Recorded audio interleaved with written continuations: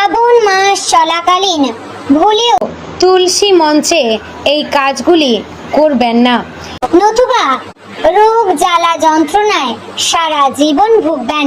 মহাদেবের ক্রোধ আপনার ওপর পড়বে।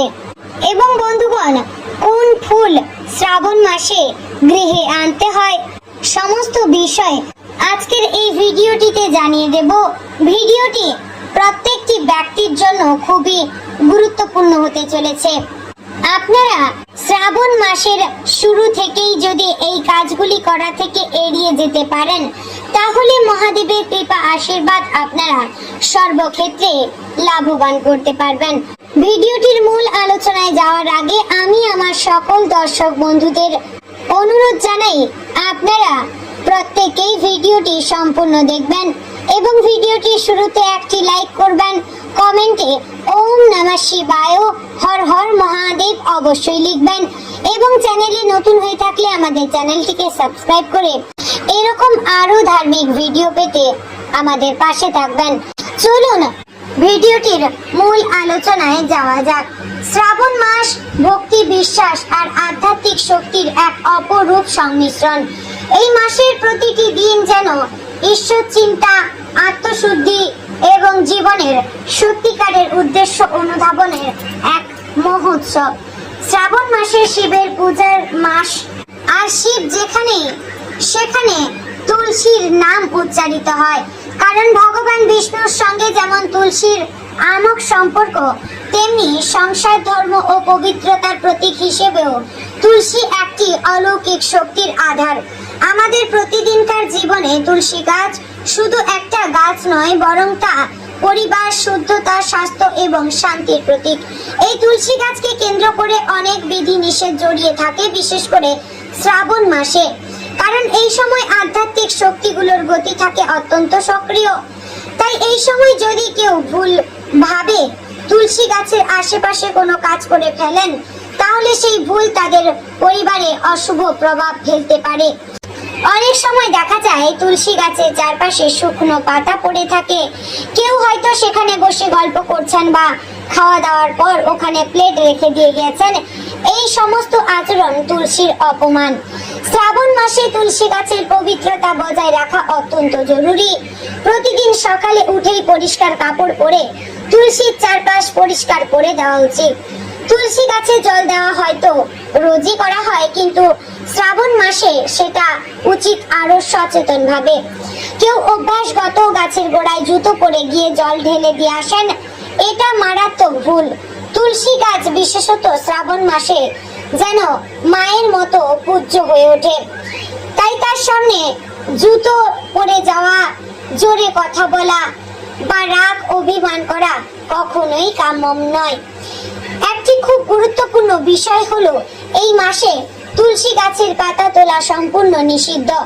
অনেকেই জানেন না, শ্রাবণ মাসে তুলসী পাতা তুললে তা ভগবান বিষ্ণুর নৈবেদ্যে গ্রহণযোগ্য নয়।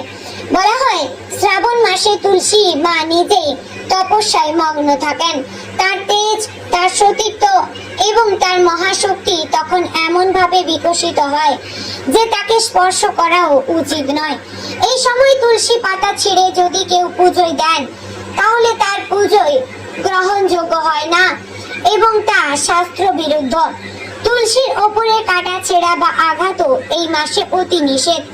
এই সময় তুলসী গাছের চারপাশে যেন পেঁয়াজ, রসুন, মাছ, মাংসের গন্ধ বা কোনো অপবিত্র বস্তুর সংস্পর্শ না আসে।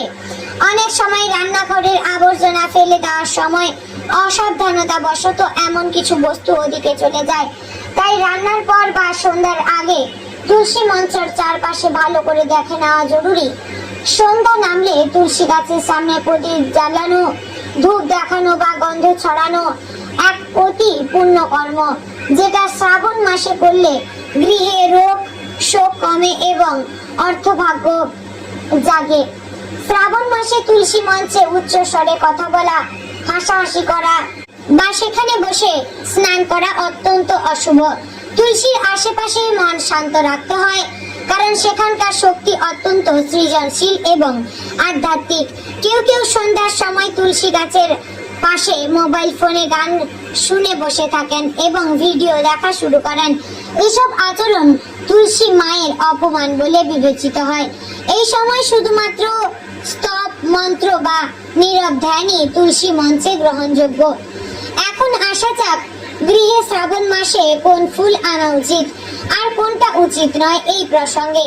যেহেতু শ্রাবণ মাস শিবের পবিত্র মাস, তাই এখন কিছু ফুল আছে যেগুলো ভগবান শিব পছন্দ করেন এবং সেগুলোর উপস্থিতি গৃহের শান্তি, সৌভাগ্য এবং সমৃদ্ধি এনে দেয়।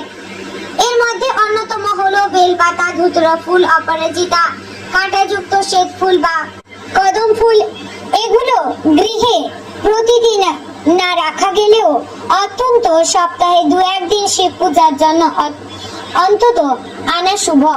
তবে এই সময় গৃহে কিছু ফুল একেবারে আনা উচিত নয়, যেমন রজনীগন্ধা, যা রাতের ফুল এবং অনেক সময় এর ঘ্রাণ মানসিক ভারসাম্যে প্রভাব ফেলে।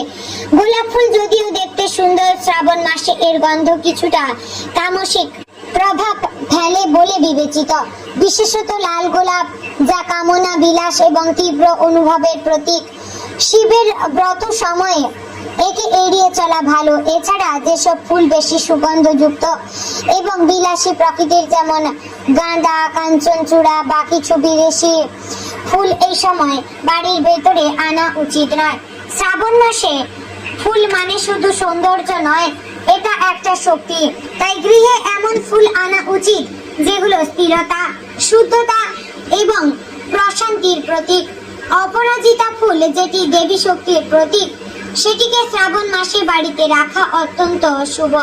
আর শ্বেত ধুতুরা, শিবের সবচেয়ে প্রিয় ফুলগুলির একটি, সেটিকে বাড়ির মন্দিরে প্রতিদিন না হলেও প্রতি সোমবারে অবশ্যই রাখা উচিত।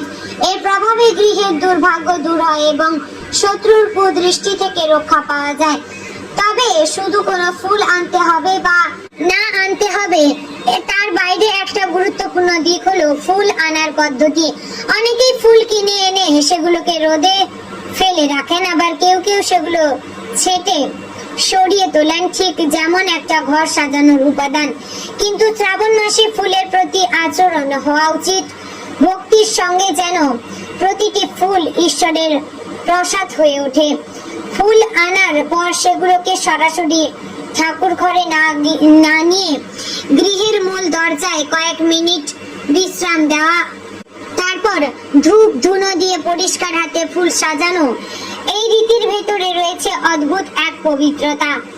একটা কথা মনে রাখার খুব প্রয়োজনীয় রয়েছে, শ্রাবণ মাসে তুলসী মঞ্চে বা গৃহে যে ফুল আনা হোক না কেন, সেটি যেন কখনোই শুকিয়ে না যায় এবং সেগুলো যেন প্রতিদিন পরিবর্তন করা হয়, কারণ শুকনো ফুল বা বর্জ্য ফুল গৃহে রক্ষিত থাকলে সেটি পবিত্রতার পরিবর্তনে তমগুণ বাড়ায়, যা সংসারে বিবাদ, রোগ, দুঃখ এবং অশান্তি ডেকে আনে।